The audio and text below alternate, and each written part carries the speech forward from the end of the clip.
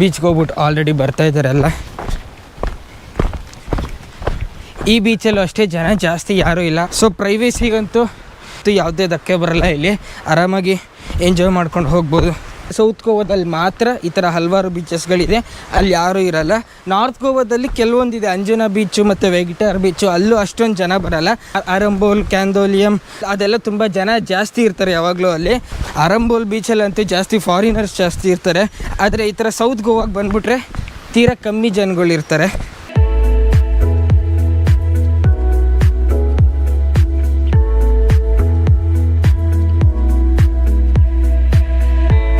ಅಲ್ಲಿ ಸಮುದ್ರ ಇದೆ, ಇಲ್ಲಿ ಕಕೋಲಿಯಂ ವಾಟರ್ ಫಾಲ್ಸು.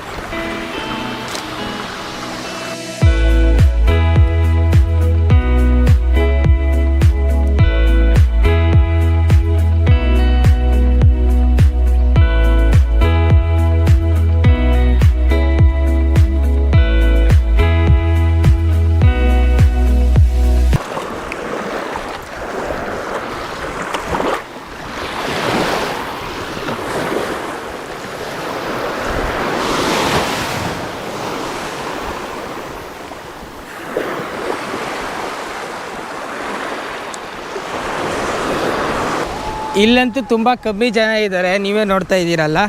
ಸೊ ನೀವೇನಾದರೂ ಇಲ್ಲಿ ಬಂದರೆ ಆರಾಮಾಗಿ ಎಂಜಾಯ್ ಮಾಡ್ಕೊಂಡು ಹೋಗ್ಬೋದು. ಈ ಬೀಚಿಗೆ ಬರೋದು ತುಂಬ ಕಮ್ಮಿ ಜನ ಅಲ್ವಾ, ಅದಕ್ಕೆ ಇಲ್ಲಿನ ನೀರು ತುಂಬಾ ಪರಿಶುದ್ಧವಾಗಿದೆ. ಅದೊಂದು ಪ್ಲಸ್ ಪಾಯಿಂಟ್ ನಿಮಗೆ ಈ ಬೀಚಿಗೆ ಬಂದರೆ.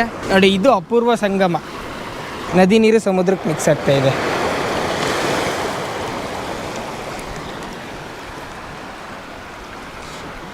ನದಿ ಅಲ್ಲಿಂದ ಬರ್ತಾ ಇದೆ, ಅಲ್ಲಿಂದ ಬಂದು ಹಿಂಗೆ ಇಲ್ಲಿ ಸೇರ್ಕೋತಾ ಇದೆ.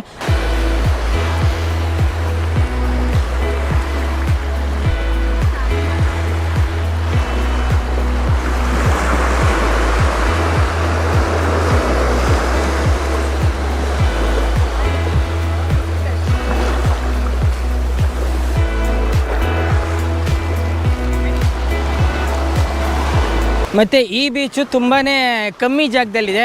ನೀವು ನೋಡ್ತಾ ಇದ್ದರೆ ಇಲ್ಲಿಂದ ಸ್ಟಾರ್ಟ್ ಆಗುತ್ತೆ ಬೀಚು. ಇಲ್ಲಿಂದ ಸ್ಟಾರ್ಟ್ ಆದರೆ ಈ ಪ್ಲ್ಯಾಟ್ಫಾರ್ಮ್ ಇದೆ, ಅಲ್ಲೇ ಎಂಡ್ ಆಗುತ್ತೆ. ಒಂಥರ ಬರೀ ಚಿಕ್ಕ ಪೋರ್ಷನ್ ಅಷ್ಟೇ ಇರೋದು, ಯು ಪೋರ್ಷನಲ್ಲಿದೆ ಇದು. ಈ ಜನ ಯಾರು ಬರಲ್ವಲ್ಲ, ಅದೇ ಪ್ಲೇಸ್ ಪಾಯಿಂಟು.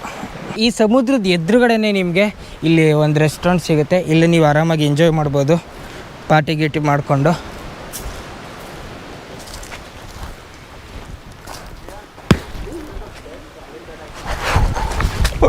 ಗುರು ಜಸ್ಟ್ ಮಿಸ್ಸು, ತೆಂಗಿನಕಾಯಿ ಬಿತ್ತು.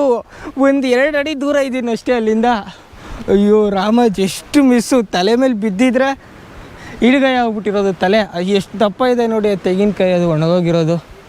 ಅಯ್ಯೋ ರಾಮ, ಜಸ್ಟ್ ಮಿಸ್ಸು. ನಾನು ಅಲ್ಲಿದ್ದೆ, ಅಲ್ಲಿ ತೆಂಗಿನಕಾಯಿ ಬಿತ್ತು ರಪ್ಪಂತ.